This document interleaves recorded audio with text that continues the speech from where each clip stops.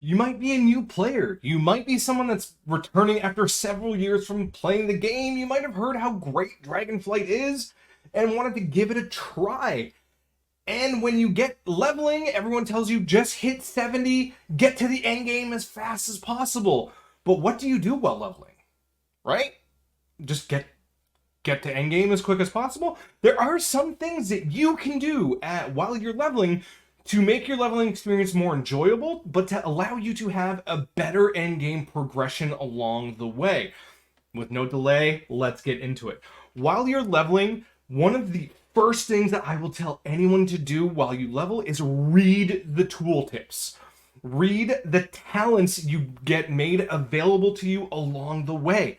There are some plug and play builds, but honestly, while you're leveling, don't worry about it. There's weird scaling issues, so something might, hit like a truck when you're leveling, and then a wet noodle once you're fully geared and in endgame content, and weird random stuff like that. This is your time to experiment. There is no wrong build when you're leveling. Just go, have fun, and level. And the more weird talents that you play with and you get to know and experience, the more that's going to help you out when you get to the end game, when you start seeing these you grab this, oh, this is the best build, this is what I'm going to play.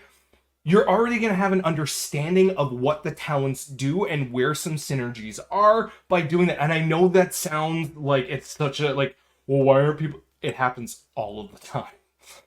All of the time. So many times people do not read their talents, and I know it's crazy. But having an understanding of your talents and the trees themselves is really, really huge. It honestly is. Dungeons. Now, dungeons are great for leveling and gaining experience. But what are your expectations going through the dungeons? Listen, you're going to go in, and 99% of the time, it's going to be a group of 4 other people who have probably done that dungeon 4, 5, 600 times. There are some dungeons that I have run in the thousands at this point from me playing WoW. I have all 13 classes leveled up to max in Dragonflight, and a lot of them had to go through the basic process of leveling, and I would just crank dungeons endlessly, and that's the mentality of most people going in dungeons. Go in, get experience, get out, go back in, get experience, get out, and it is quick. But if you are a new player and you say, hey, I'm a new player, I don't really know what's going on here,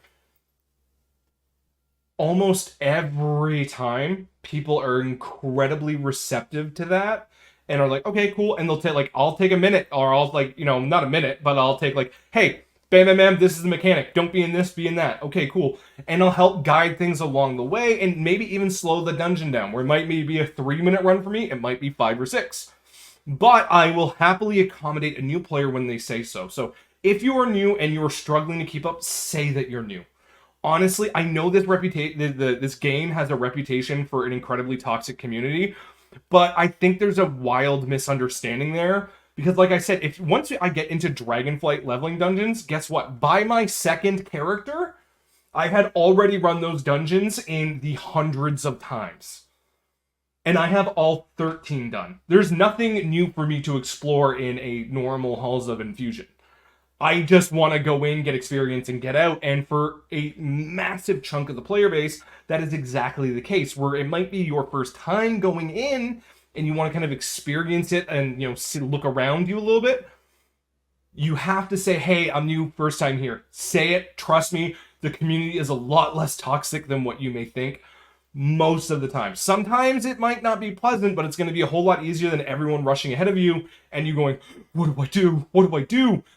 Most people are very receptive, and I just have to say that. But you have to have the balls, you have to have the gall, the bravery to come out and say, hey, look, I'm a new player. If you're looking to kind of test yourself and some talents, or kind of go along, go find a rare out in the open world. Like I said, there is some scaling stuff that happens. So most of the rares are going to be tailored to be scaled around you. Some of them are going to be more difficult. Some of them are going to be easier than others. But this is where, if you want to solo rares, you're going to start learning very quickly how to roll your defensives, how to make sure that you're constantly going, how to kite, how to use your stops, how to use your kicks. And I think if you're trying to learn the base of your spec while leveling, this is a much better way than doing it in dungeons, because most dungeons aren't going to teach you much. I'm not going to lie there. It's until you get into like plus 10, 11s where things actually start hurting a little bit in the Mythic Plus, most dungeons aren't going to hurt you very much, especially when you have a tank and a healer that know what they're doing, right? Once you've hit the level cap, you do have quite a few options that you can do for gear, and you're going to have access to all of your talent points at this one. So find a build, find something, but understand the build that you've been using for leveling, or the talents that you've been using for leveling, are suddenly probably not going to be as good anymore. So you're going to want to try and find some sort of build. Most of them are pretty standardized at this point for most specs, and you'll be able to choose between more single target, which is a raid build, and a Mythic Plus build, which is a little bit more AoE focused most of the time. And there are some builds that just do both combined. That's very highly dependent on class and spec and that sort of thing. But if you did the first thing and you read all your tooltips and you read your talents when you get them, you're going to have an understanding of this. So go practice on dummies. Go hit some dummies for a little bit. I know there are some specs that are a lot more difficult than others to get the rotation down. There are dummies in every major city. There are healing dummies. There's a lot of things. And go practice some of the buttons to get some of the base muscle memory down that you need for this. Remember, when you get to endgame, utility is incredibly important, especially in Mythic Plus. Stops, crowd control, stuns, silences, kicks, interrupts, the whole shebang is all incredibly useful. And in these builds, there is incredibly rarely a useless button. While it may not sound like it's useful in every scenario, trust me, you can find a use for it somewhere along the line that is going to allow you to excel in a niche that other players may not be thinking about. And at the end of the dungeon, your healer, your tank, or someone would be like, yo, what was that? Like, yo, why was that incredibly easier this time? What happened there?